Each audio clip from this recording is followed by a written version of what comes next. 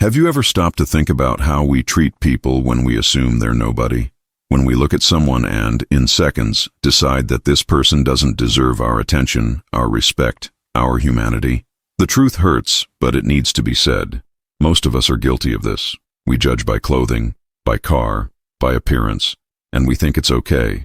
But what if I told you that one of the most famous men on the planet went through this, and that the way he reacted changed the lives of everyone present? Michael Jordan, 6 championship rings, a global icon, a living legend, a man who moves crowds just by showing up. But on an ordinary night, he walked into a small neighborhood restaurant, dressed simply, without bodyguards, without spotlights. And you know what happened? He was completely ignored, dismissed, treated as if he didn't deserve even a glass of water. And the worst part, he heard the malicious comments that the employees made about him, not knowing who he was. What happened in the following minutes left everyone there paralyzed. Some cried. Others were never the same again. Because what Michael Jordan did when he was finally recognized wasn't what anyone expected. It wasn't anger. It wasn't revenge. It was something far more powerful. It was a lesson in character that still moves us today. And you need to hear this story to the end, because it will make you rethink the way you treat the people around you. Night fell peacefully over that ordinary neighborhood, far from the gleam of major centers and the lights that usually chase the famous. Michael Jordan pushed through the glass door of a small corner restaurant, one of those that serves honest food and has been serving neighborhood families for decades. Nothing luxurious, no red carpet, just simple tables, wooden chairs, and the smell of homemade spices in the air. He wore a discreet hoodie, faded jeans, and a cap that hid part of his face. There were no assistants, no security guards, no cameras, just him, tired from a long trip, seeking only a quiet meal before moving on. The movement inside the restaurant was intense. Waiters came and went hurriedly, balancing plates and taking orders. Families chatted animatedly, children laughed loudly, and the sound of silverware echoed through the hall. Jordan went unnoticed in all that commotion. No one turned their head, no one whispered his name, no one asked for an autograph, and perhaps at that moment, he even preferred it that way. After years of being recognized on every corner of the world, there was something curiously liberating about being just another stranger. He chose a table in the corner, near the window, from where he could observe the coming and going of the street. He sat down slowly, adjusting his cap and crossing his hands on the table. He waited. The noise continued around him, but no one approached to take his order. A waiter passed quickly, carrying a tray.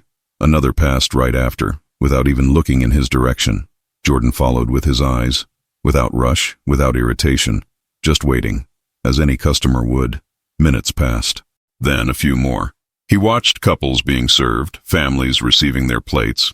Even people who had arrived after him already had menus in their hands.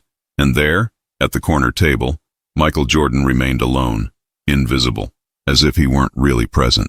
He didn't complain, didn't raise his voice, didn't make exaggerated gestures to get attention. He just stayed there, quiet, absorbing that strange situation that was beginning to unfold before him. Something in the air began to change. A silent, subtle, but real discomfort. It wasn't anger that Jordan felt, it was something deeper, heavier. It was the kind of sensation that eats away at you from inside, when you realize you're being deliberately ignored. When you feel that, for some reason you don't know, you've been judged before even opening your mouth. And in that simple restaurant, surrounded by ordinary people living their ordinary lives, one of the greatest athletes in history was experiencing something that millions of anonymous people live every day, being treated as if they didn't matter. He adjusted his posture in the chair, crossed his arms, and continued observing. Maybe they were just too busy. Maybe it was an unusual day, with a staff shortage. But deep down, something told him it wasn't just that. There was a pattern in the looks that passed by him without stopping. There was a conscious choice to serve everyone around except him. And Jordan, with all his life experience, with all the challenges he had faced on and off the courts, recognized that type of treatment well. The restaurant continued busy, vibrant, full of life. But at that corner table, time seemed to drag differently. Each minute weighed a little more. Each person served reinforced the feeling of exclusion. And Michael Jordan, accustomed to being celebrated, admired, and revered, was sitting there, completely invisible. Not because he wanted to, but because someone had decided he should be. And then, something inside him made a choice. Instead of getting up and leaving, which would be perfectly understandable, Jordan decided to stay. He decided to wait. He decided to see how far this would go. Because sometimes the greatest lessons don't come from easy victories, but from moments when you choose to maintain your dignity, even when no one is paying attention. And that night, in that small neighborhood restaurant, something was about to happen that no one there would ever forget. The minutes continued dragging like hours. Jordan remained seated, motionless, watching the chaotic ballet of waiters who passed by him as if he were a piece of furniture. 10 minutes, 15, 20. By this point, practically all the tables around had already been served. Some were even receiving their steaming plates. The aroma of food filled the air, making the wait even more uncomfortable. He wasn't just hungry in his stomach. He was starving for a minimum of recognition, for a crumb of attention that any human being deserves when entering an establishment. A family arrived after him and was quickly seated at the next table. The waiter smiled, handed out menus, made animated recommendations. Jordan could hear every word of the conversation, every detail of the warm interaction. The little daughter laughed at something the waiter said, and everyone seemed comfortable, welcome. Meanwhile, right next door, separated by only a few centimeters, Jordan continued being a ghost. The difference in treatment was so glaring, it was almost surreal. He made eye contact with one of the passing waiters. For a brief second, their eyes met. Jordan waved discreetly, hoping that would be enough to finally receive attention. But the waiter quickly looked away, as if he hadn't seen anything, and quickened his pace toward the kitchen. It wasn't an oversight. It was a choice. And Jordan felt that like a punch to the stomach. It was no longer a matter of them being busy. It was deliberate rejection, served cold as the wind coming through the crack in the window beside him. Another waiter passed, this time carrying a water pitcher. Jordan was about to ask for a glass, but before he could open his mouth, the man turned his back and headed to another table. Not a word, not a look. The humiliation was beginning to weigh on Jordan's shoulders like a wet cloak. He had faced brutal opponents on the courts, had played under the boos of entire crowds, had overcome devastating criticism from the media. But this silent contempt, this denial of his very existence, was something different. It was personal in a way that transcended sports. Jordan looked around, trying to understand. Was there some code he didn't know? Some unwritten rule of that place? He observed the other customers, ordinary families, couples, some workers who seemed to be regular patrons. Nothing special, nothing indicating this was an exclusive or demanding place. It was just a neighborhood restaurant, and yet he was being treated as if he didn't belong there, as if his presence were unwanted, inconvenient. The feeling of invisibility began to give way to something more painful, the clear perception that he was being judged, maybe by his simple clothes, maybe by the tired appearance of someone who had traveled all day, maybe by prejudices he couldn't control or fully understand. Whatever it was happening right under his nose, and Jordan was aware of every second of that silent injustice. It was the kind of experience that leaves marks, that teaches bitter lessons about how the world treats people when it doesn't know who they really are. He could have gotten up, could have shaken off the dust and left, looking for another place where he would be treated with a minimum of respect. No one would blame him for that. But something inside Jordan, perhaps the same stubbornness that made him win 6 championships, perhaps the pride of never running from a challenge, kept him glued to that chair. He was going to wait. He was going to see how far this absurd situation would go. Because deep down, he knew he was about to witness something that would reveal much more about those people than about himself. And then, while he remained there, rejected and ignored, something happened that would make that night even more memorable. A comment, apparently innocent but loaded with venom, was about to be uttered, and Michael Jordan, the invisible man at the corner table, was about to hear exactly what those people thought of him. The restaurant continued at its frenetic pace, but for Jordan, time had transformed into something elastic and cruel. He was about to give up, about to accept that this would just be another strange story to tell someday, when his ears caught something that made him freeze. Low voices came from the direction of the counter near the kitchen entrance. 2 waiters were talking while organizing orders, and although they tried to be discreet, the tone loaded with disdain crossed the hall like a sharp blade. That guy at the corner table, who does he think he is? The voice of one of them was full of poorly disguised irritation. Jordan didn't move, but his attention was completely focused on that conversation. He lowered his head slightly, pretending to be distracted with his phone, but every word reached his ears clearly. The other waiter responded with a cynical laugh. Right. He comes here all sloppy with those old clothes and wants to sit like he owns the place. We have to serve people who really matter, you know. The words fell on Jordan like stones. It wasn't just the content. It was the naturalness with which they were said, as if that kind of judgment were completely acceptable, even justifiable. He felt a tightness in his chest, not from anger, but from deep sadness. Sadness to know that there are people who measure others' worth by appearance, by clothing, by such superficial and empty criteria. Sadness to realize that, even after everything he had achieved, he could still be reduced to that guy by someone who didn't even know who he was. Leave him there waiting. If he complains, we'll serve him reluctantly anyway, and that's it. The cruelty of that phrase was almost palpable. Jordan clenched his fists under the table, not from an impulse to violence, but from the need to hold on to something solid while processing that humiliation. He had been ignored many times in life, by coaches who doubted him, by critics who said he would never be great, by opponents who underestimated him. But this was different. This had nothing to do with performance or ability. It was pure prejudice, pure contempt for someone they had decided in a matter of seconds didn't deserve respect. The older of the two waiters, apparently the one with more authority, sighed with annoyance. This type of people always shows up. They think they can enter anywhere. We have to maintain standards here, otherwise it'll become a mess soon. Jordan closed his eyes for an instant, breathing deeply. What standards? Standards of appearance? Standards of expensive clothing? Standards of social exclusion? Each word revealed a worldview so distorted, so limited, that it was almost sad. Those people had no idea they were judging someone who had inspired millions, who had changed sports forever, who had built a legacy far beyond what they could ever imagine. But Jordan didn't reveal himself, didn't get up to confront them, didn't dramatically take off his cap to show who he was. He simply stayed there, absorbing every word, as if they were lessons written in an invisible notebook, because deep down, that moment wasn't about him, it was about them. It was about how we choose to treat people when we think no one is watching. It was about the character we reveal when we believe there are no consequences. And Michael Jordan, sitting alone at that table, was getting a lesson about human nature that no victory on the court could ever teach. The waiters returned to work, continuing to ignore him as if nothing had happened, as if those venomous words hadn't escaped their mouths.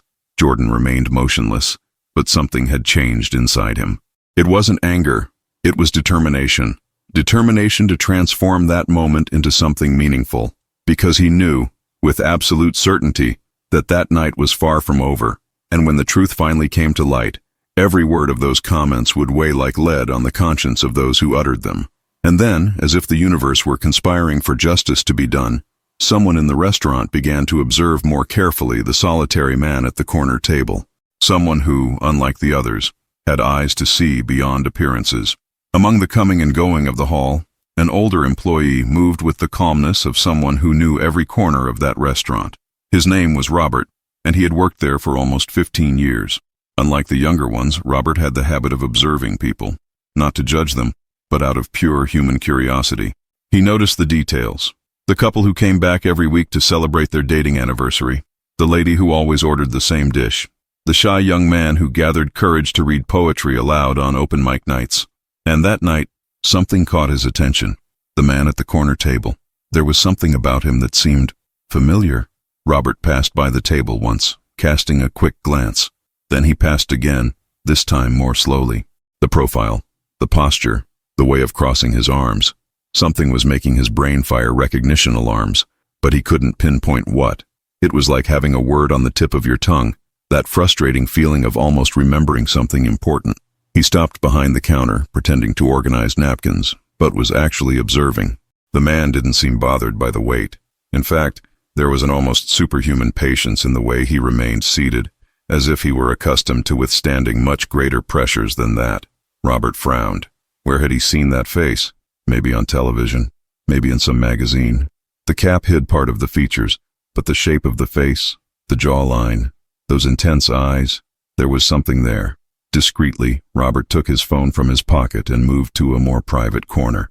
He opened the browser and started typing keywords. Famous black man, athlete, basketball legend. Images began appearing on the screen, and with each scroll, Robert's heart accelerated.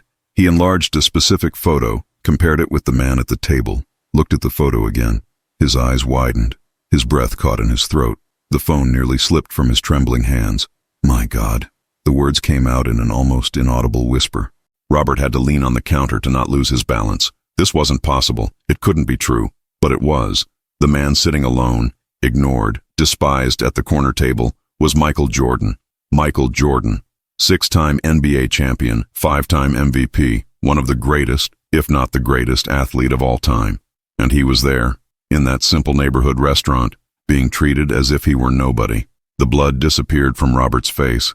He looked around, seeing his colleagues continue their work normally, oblivious to what was happening.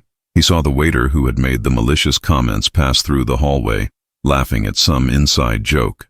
The reality of the situation fell on him like a ton of bricks. They had ignored Michael Jordan, had judged, despised, made cruel comments about a man who had inspired entire generations. The shame burned in Robert's chest like acid. He quickly put away his phone and walked toward the manager's office, his legs shaky, his heart racing. Each step seemed to weigh 1,000 pounds. How had they let this happen? How had no one noticed? And worse, what must Jordan be thinking at that moment? A man of that caliber, with that history, being treated as if he didn't deserve even a glass of water. The situation was so absurd, so wrong on so many levels, that Robert could barely process it. He knocked on the office door urgently, not waiting for a response before entering.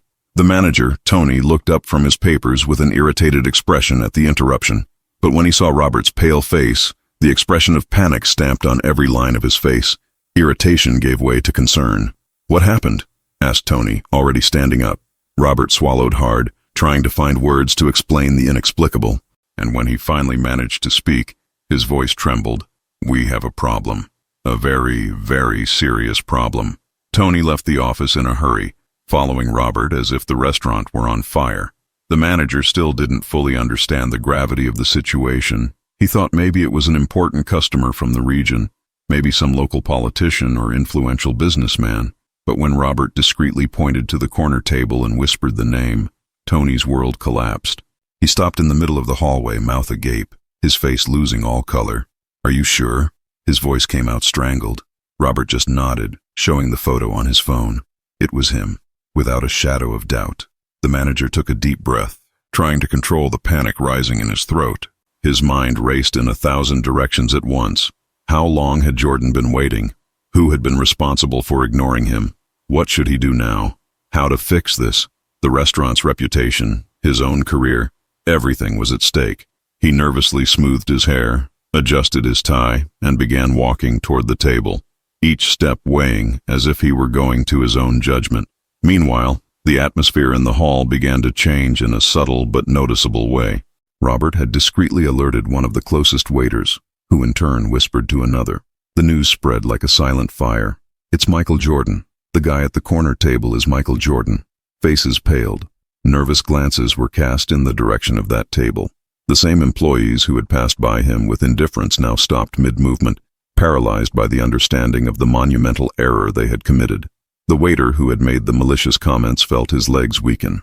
He leaned against the wall, blood buzzing in his ears, stomach churning.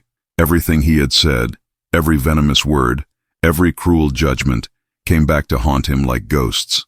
He had despised a living legend, had treated with disdain a man who was synonymous with excellence, with overcoming obstacles, with greatness.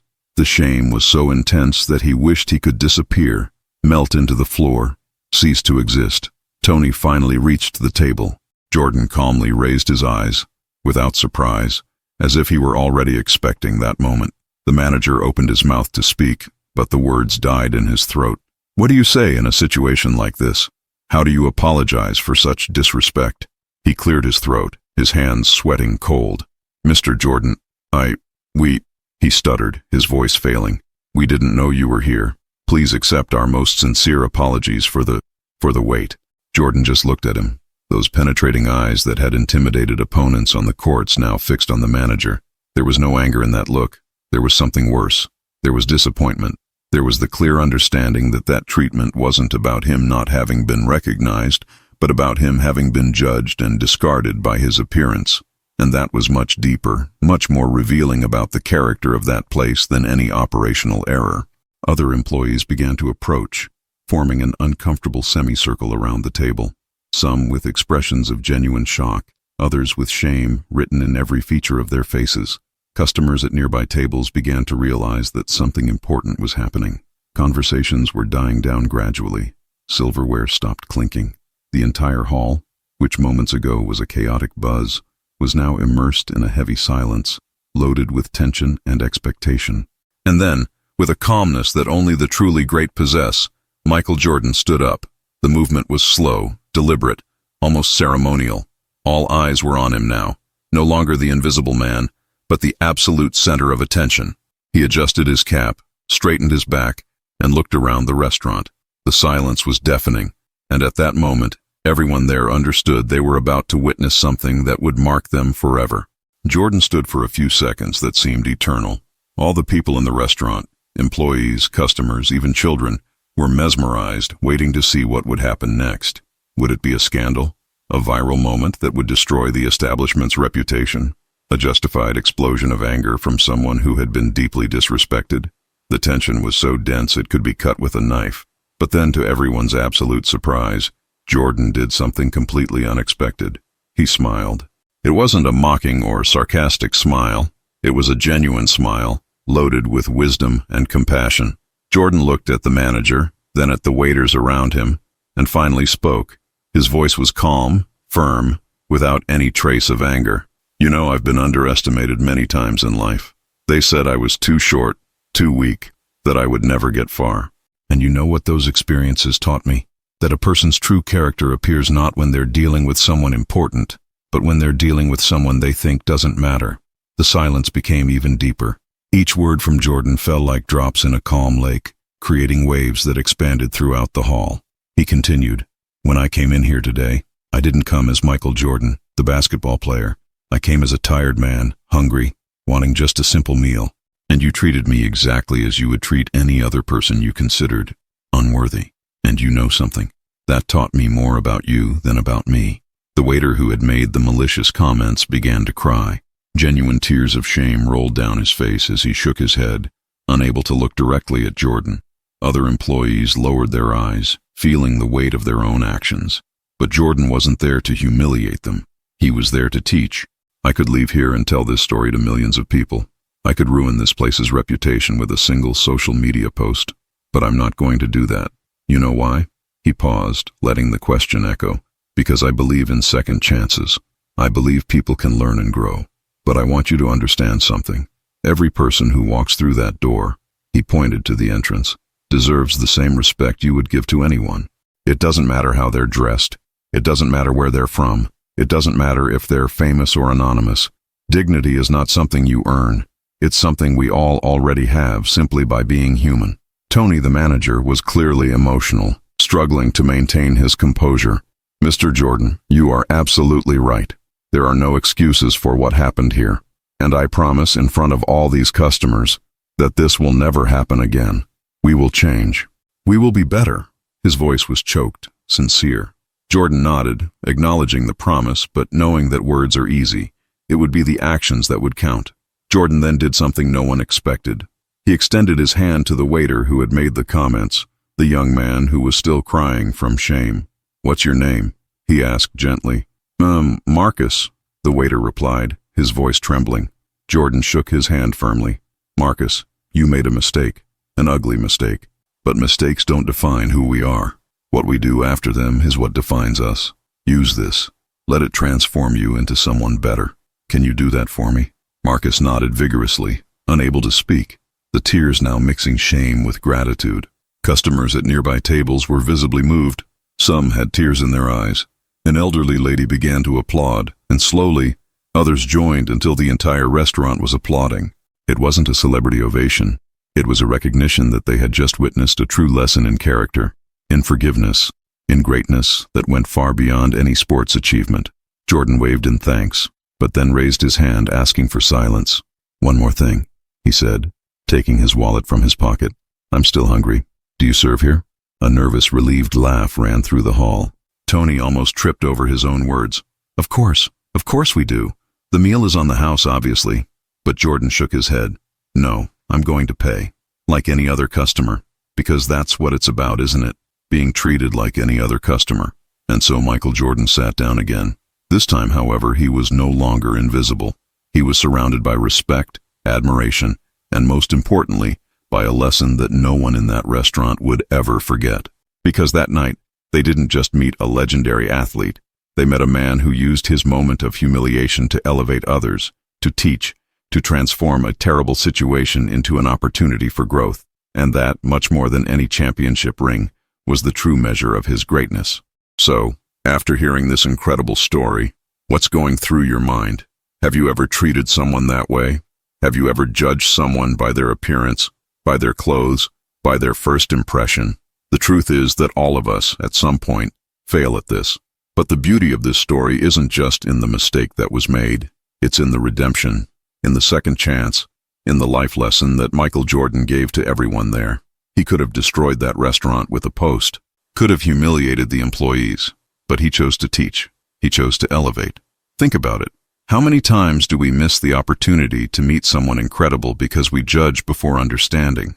How many true connections do we let pass because we think we know everything about a person just by looking? This story reminds us that greatness isn't about fame, money, or recognition. Greatness is about how you treat people when no one is watching. It's about maintaining your dignity even when they take it from you. It's about transforming humiliation into teaching. Now I want to know from you, what part of this story impacted you the most? Was it the moment when Jordan heard those malicious comments? Was it when he decided to stay instead of leaving? Or was it the way he forgave and taught instead of taking revenge? Comment below. Let's create a conversation about this, because these stories need to be discussed, need to be shared. And if you were moved by this story, if it made you reflect on your own attitudes, then you need to subscribe to this channel and turn on notifications. Why? Because every week I bring real and inspiring stories like this that move us, that make us want to be better people. Stories of overcoming, of justice, of moments that restore our faith in humanity. Don't miss the next one. It might be even more impactful than this one. Before you go, let me ask you one last question. If you were Michael Jordan in that situation, how would you have reacted? Would you have forgiven in the same way? Would you have used that moment to teach? Or would you have chosen another path? Think about it. And remember, every interaction we have with another person is a chance to show who we really are. Let's choose to be better. Let's choose to respect. Let's choose to see the humanity in every person, regardless of who they are or how they're dressed. Thank you for watching until here. Share this video with someone who needs to hear this message, and see you in the next story. Until then, treat everyone with respect, because you never know who might be sitting at that corner table waiting just to be seen as a human being. Big hug.